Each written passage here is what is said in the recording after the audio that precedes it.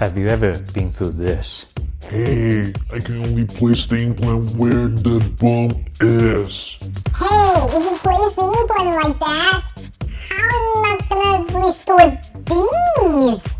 I'm David, the director of a guided surgery division in real-time dental lab. Restoration-driven implant placement is what we are trying to achieve. So sometimes it's just a lot of struggle. At one side, that's surgical. The other side is restorative. But sometimes they just can't meet.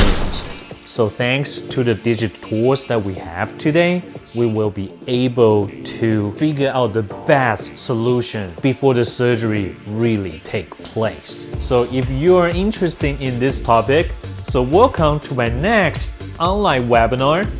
So I will use a live demonstration to see both surgical and restorative, and let's see if we can make that work.